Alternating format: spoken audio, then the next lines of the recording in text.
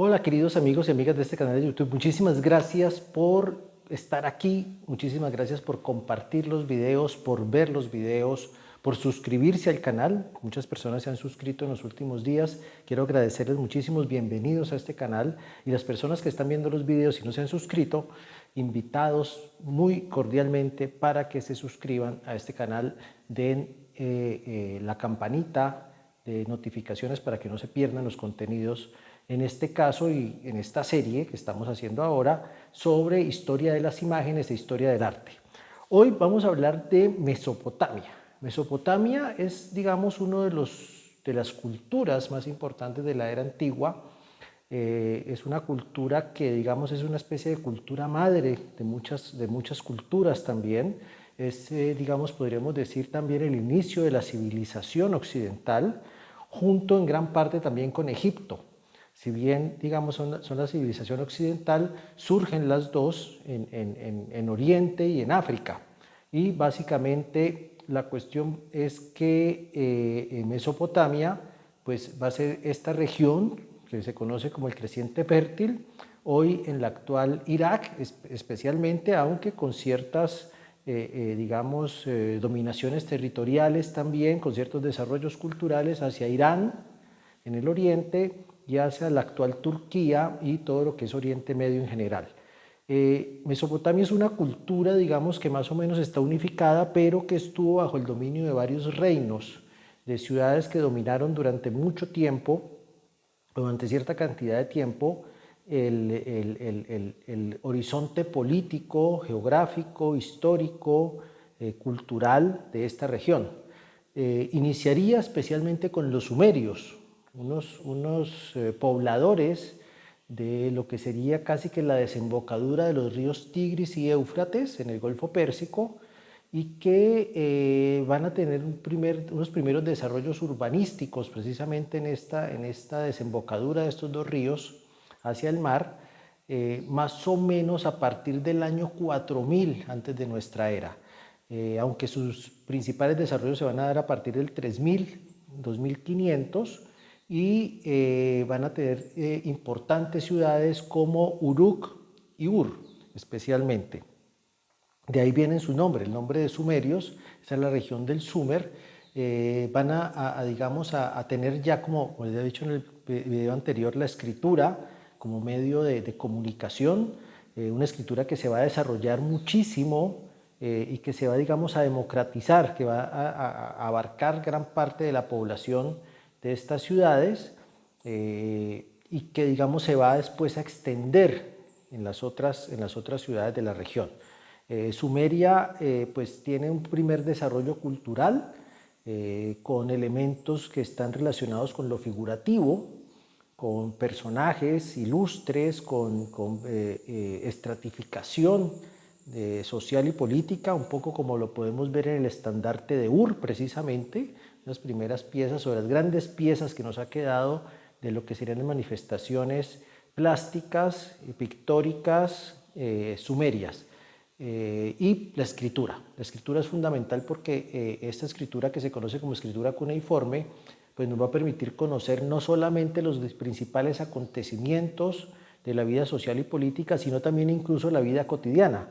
Según dicen los expertos, se han encontrado incluso tareas escolares entre la escritura cuneiforme, o se han encontrado listas de mercado, cartas, poemas, toda una serie de producciones escritas, literarias, que nos dan pues un gran conocimiento de lo que fue esta cultura. Importante también, digamos, los mitos fundacionales. Hay un mito fundacional que se conoce como el libro del Gilgamesh, un héroe mitológico, un héroe mítico, que digamos va a ser el estandarte, el modelo a seguir de toda la cultura mesopotámica. Casi que el Gilgamesh va a estar atravesando todas las diferentes dominaciones políticas y urbanísticas de la región, hasta casi que podríamos decir que hasta el presente. Siguieron a los sumerios los acadios. Los acadios son básicamente los pobladores de la ciudad de Akkad, que van a dominar territorial y políticamente, militarmente la región. Continúan, digamos, con este mismo elemento cultural, tanto la escritura como los mitos, como las formas sociales y políticas y las formas plásticas también. Se va a destacar precisamente la representación de monarcas, de personajes principales que digamos van a ser representados. Hoy nos queda mucho escultura, escultura en piedra sobre todo, en basalto especialmente, que nos recuerdan a esos personajes históricos ya con nombres, apellidos, con hechos fundamentales de su devenir, de su trayectoria política y militar y demás. Destacar de ese periodo acadio-sumerio, en esa transición, el Código de Hammurabi. Código de Hammurabi, esta gran piedra tallada con la representación del dignatario Hammurabi y con algo muy especial que es el primer código legal que por lo menos conocemos hasta hoy en la historia. Se sabe que no fue el único o no fue el primero, pero digamos que el que ha perdurado y el que más se ha mantenido precisamente por su modelo de escritura y demás es el Código de Hammurabi. Ese es el origen, digamos, de las leyes, de la legislación a nivel mundial, insisto, hasta donde conocemos ahora. El otro elemento fundamental pues es una representación de la figura humana cada vez más cercana a lo realista, o sea, a las facciones de las personas tal cual eran. ¿Sí? Eso lo podemos destacar en máscaras o en esculturas y la representación de deidades también. Aquí hay una cosa muy importante que va a ser un elemento, por lo menos desde mi punto de vista, diferenciador con el arte. Hoy estamos hablando de imágenes, después vamos a hablar, cuando lleguemos a los griegos, vamos a hablar de arte. Y la gran diferencia que yo les plantearía desde hoy es que las imágenes, por ejemplo, de la prehistoria o de esta edad antigua, por lo menos hasta donde sabemos, en mesopotámicos y después vamos a ver en Egipto, están en función de la representación, bien sea religiosa, que tiene que ver con deidades o con mitos fundacionales y demás, o con la representación de personajes políticos, con dignatarios, con personas de alta alcurnia, y que digamos que impiden en cierta medida o en gran medida que haya una expresión libre de los productores de las imágenes. Esos productores de imágenes, hasta donde sabemos, trabajaban para cumplir con unos encargos muy programados. Ya en este momento podemos hablar, por ejemplo, en Mesopotamia, también en Egipto y después en otras culturas, de ciertos parámetros o estructuras de representación que llamamos por lo general cánones. Canon, o sea, medidas específicas de cómo representar. No era que, como lo vemos posiblemente hoy, que el productor de la imagen pudiera hacer la imagen como él quisiera. Básicamente eso no era factible.